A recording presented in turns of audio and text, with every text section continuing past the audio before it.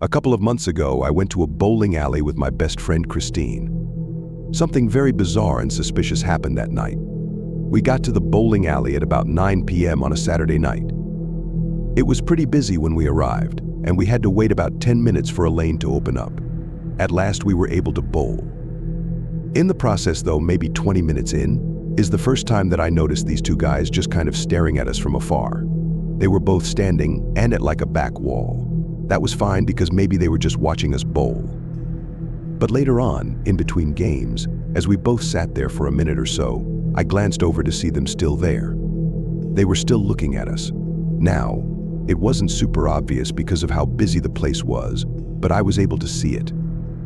I told Christine, and she agreed that it was strange, and she herself had noticed them as well. We both went on with our next game. About 10 minutes later, when I looked back, the men were gone. I was glad to see that, and we didn't see them for the rest of the time that we were bowling.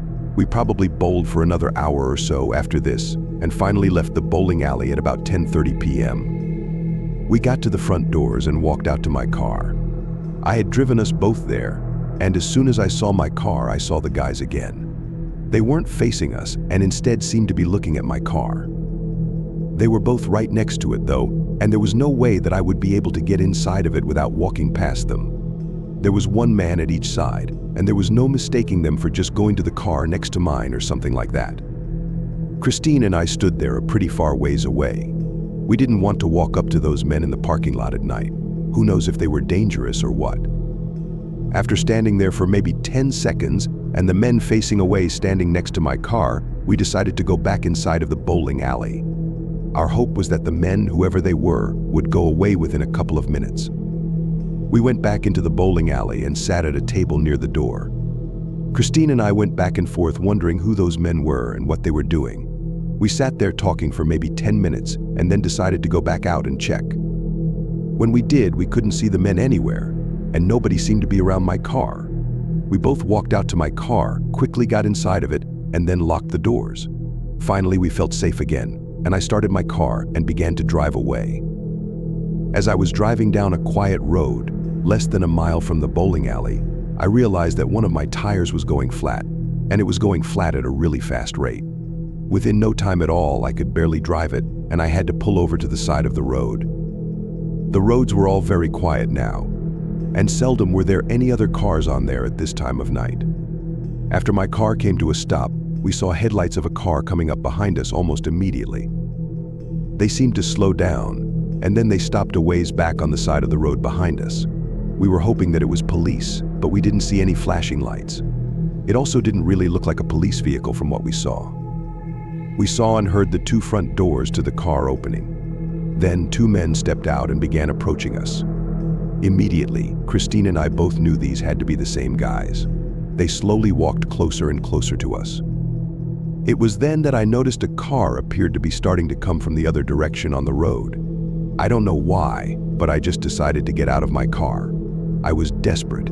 I left my car and ran out into the other lane. As the car started to approach, I waved my arms around like crazy for them to stop. The car first honked several times as it slowed down, but eventually it did come to a stop. The two men, I noticed, withdrew and were almost back at their car by now. I was yelling for help, and the car had stopped, rolled down their windows, and a guy asked me what the problem was. I told them that the men in the car back there were after us, and I asked them to call the police. The driver seemed confused but did call the police like I asked him to. The men behind me then got back inside of their car, made a U-turn, and sped out of there. I then went back inside my car and waited with Christine. The police arrived a short time later and took down a report of what happened. We had to get a tow but made it back safe that night. The car was an easy fix, and it was suspected that the men cut my tire to strand us. I'm really grateful that the other car drove down the road when they did. I don't know what those men wanted. Christine and I have bowled again multiple times since then, but we go to a different bowling alley now.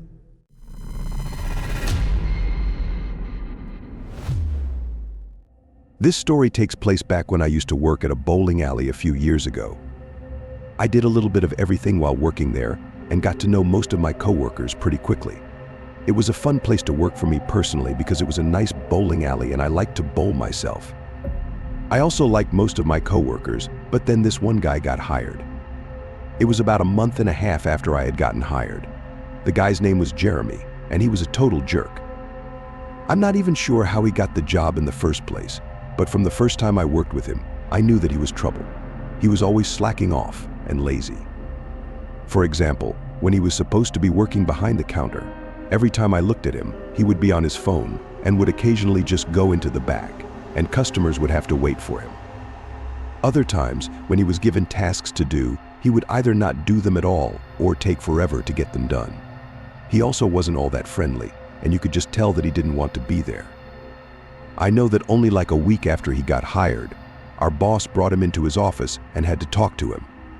After that, he was a little bit better for a few days, almost a week, but quickly went right back into his old ways. It was obvious to everyone that he wouldn't last very long working there. After maybe 3 weeks total, he was fired, and I don't think any of us were surprised. Apparently, he had just left work with almost 2 hours left in his shift with no warning, and then he showed up late the next day. I know I was glad when he was gone, because I was tired of the rest of us having to pick up his slack. Anyways, things went back to normal for about a week after Jeremy was let go. I would work almost 4 days a week at that time, give or take. One time it was a quieter night and nearing the end of my shift. The bowling alley had 24 lanes, a bar, an area to get food, and a little mini arcade. There were also tables set up all around. When we were nearing close and there were only a couple of people left still bowling, I went into the little area behind the lanes. I went there for just some basic maintenance, and it was a little bit messier back there. There were some various equipment and boxes in the area. I only intended to be back there for probably about a minute or so and then go back. But as I was back there, I heard a noise almost immediately. I walked over to examine where I had heard the noise coming from. We had almost like a long countertop back there, and then some storage underneath and storage cabinets above. At first I saw nothing, but then I realized that somebody sort of appeared to be hiding underneath the countertop area and behind a box. The box was much smaller than they were, and that's how I was able to see. I stopped and looked at them for a moment, and I could tell that it was Jeremy. I turned around and walked back to the door out of there and back into the bowling alley. I'm not sure if he had seen me or not, but I don't really think he did. I wondered why Jeremy was hiding back there, but I knew that it wasn't good. I don't think he was supposed to be here at all. When I left the room, I went back and found one of my coworkers and told her that I had seen Jeremy hiding back there. She suggested that we tell our boss, and that's exactly what we did. Our boss, Dave, then decided to open the door and yell to Jeremy to leave. What happened next was Jeremy yelling at him and threatening him. The police ended up getting called, and the entire bowling alley pretty much went into lockdown. Jeremy never left the back area, but all of us had to go into a different small back room and lock the door. The police arrived, and when I found things out afterwards, they were much worse than I thought. Jeremy had gone back to the bowling alley and hid in that back area behind the lanes, waiting for Dave to go back there at the end of the night. That's something that Dave would always do after we closed.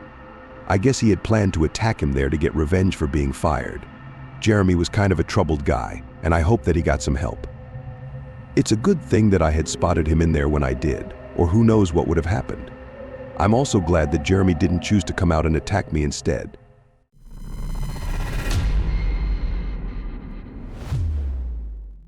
Five years ago, when I was 19 years old, I went bowling one night with 3 of my friends. I was in my hometown, and I lived with my parents in a suburban neighborhood. My friends and I all drove separately, and we met up at a popular bowling alley in our city. Most of us had gone there since we were little kids, and we spent lots of time there. Plus, we were all pretty good at bowling as well. I got to the bowling alley that night at about 8 p.m. and started bowling shortly after. I think we bowled like 5 games or so, and I was having a really good night. I scored over 200 twice, and I won the last game. By the time we were done, I would say it was between 10 and 11 p.m. The bowling alley was still pretty busy at that point, and there were lots of other people there pretty much the whole night. Sometimes my friends and I would hang out late into the night, but on this particular one, we all decided to go our separate ways afterwards. We split up in the parking lot after leaving the bowling alley, and we all went to our vehicles. I remember that I started driving home, and I noticed the car behind me was following me when I was about halfway back. Now, I automatically assumed that this was one of my friends. It was nighttime, so I couldn't exactly tell what kind of car was behind me, but I saw the headlights. I took some quieter roads to get back, and the car would make whatever turn I did. A couple of my friends did live in the general area, but by this point they would have turned off onto other roads. My friends and I all joked around a lot and did like to pull little pranks on each other like any friend group would, so I wasn't concerned at all. By the time I made it to my street, I was laughing because the car behind me was still following me. I didn't know which one of my friends it was, but I was sure it was one of them. I drove to my house and then pulled into the driveway. The car behind me did not pull into my driveway but stopped right in front of it, blocking the whole width. I then got out of my car and actually started to walk over to the other car, but that's when I realized that this car did not belong to any of my friends. It was a red, smaller SUV. It was rusty and appeared to be sort of old. I stopped and then got a bad feeling, wondering why somebody had followed me all the way back to my house. The car remained running, and I couldn't see inside of it. I then felt that I just wanted to get inside my house, and as I began to back away, I saw the driver's door of the car start to open. A man then walked around the front side of the car and started walking in my direction. He immediately started yelling. The man was cursing at me and walking extremely fast. He was tall and wore a gray sweatshirt and jeans from what I saw before turning around and sprinting to the front door.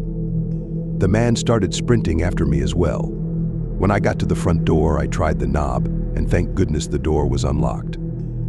I made it inside and then slammed the door and locked it behind me. I did that with maybe 5 seconds to spare before the man reached it and tried to enter.